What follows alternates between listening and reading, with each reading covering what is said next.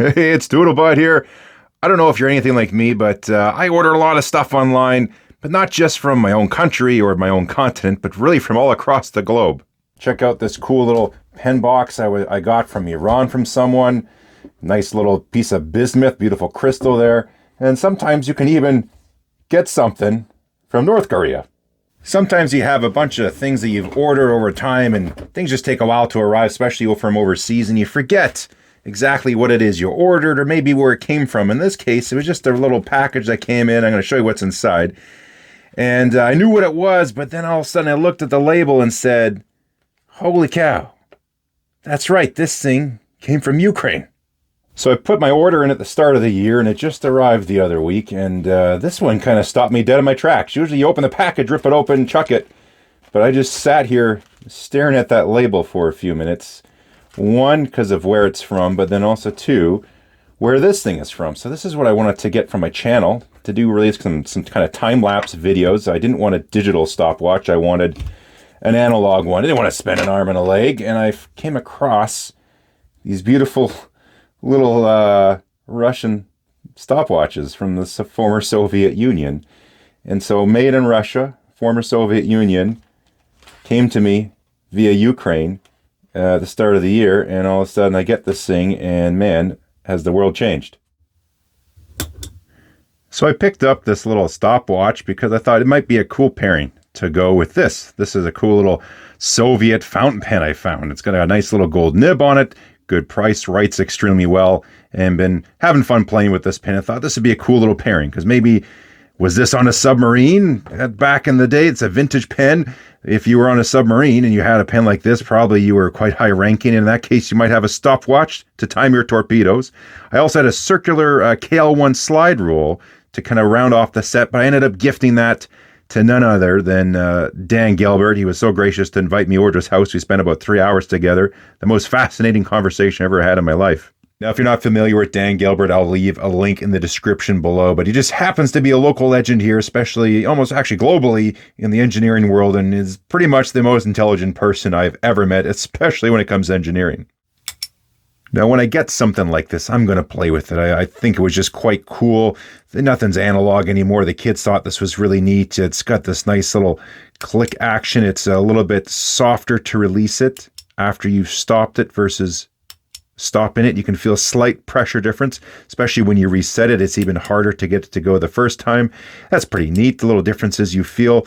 You wind it up, so it never needs batteries. And it's just got this, nostalgic type of feel. Now, one thing I was noticing as the time continues, sorry about the reflection here, but when you go to reset it, I was just doing some observations. If I stop it somewhere over here, hit the reset button, you can see whoosh, shot back over. Now, of course, if I let it go all the way around,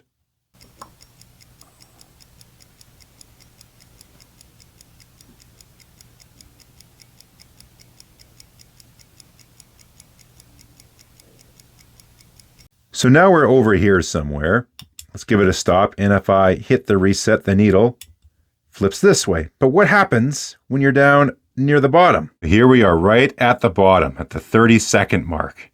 Now, when I push the reset button, what is this needle going to do? It has to pick a direction. It's either going to zip up this way or go that way. So I had to hit the super slow-mo to find out.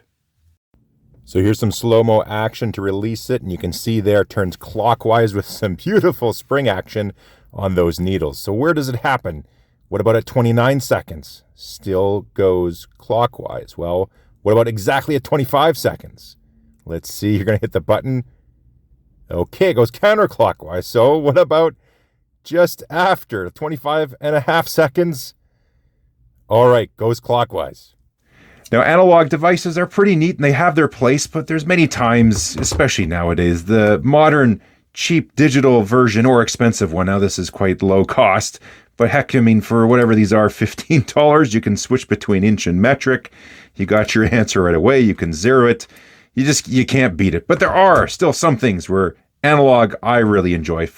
Something like this, these set of feeler gauges, what you can do with these and the level of detail you can feel when you're spacing some things out, and a little bit of a tactile feel that we're very blessed with as humans, the resolution we can get with something like this, you can't beat it. And of course, there's something like this cute little pocket stopwatch. I mean, it's got this beautiful clicking action. You can feel it. You know if it's been started or stopped just by that feel, that feedback you get in the action. That's quite nice. It's got that satisfying tick, tick, tick. And in slow motion, you get to see these springs in action. The momentum that's on this thing and the overshoot, then it balances back and it comes back to center all the time, and all the gears that are inside of here in order to do that. It's quite hard to do. Versus nowadays, you just got your little digital circuit boards. Away you go. You get great resolution, keeps time, but it doesn't need batteries and lasts decades. Keep an eye out for this little gem. It'll be in some of my videos. I was thinking especially I have a calligraphy set that's up for review, and it takes quite a bit of time, I found out, to learn calligraphy.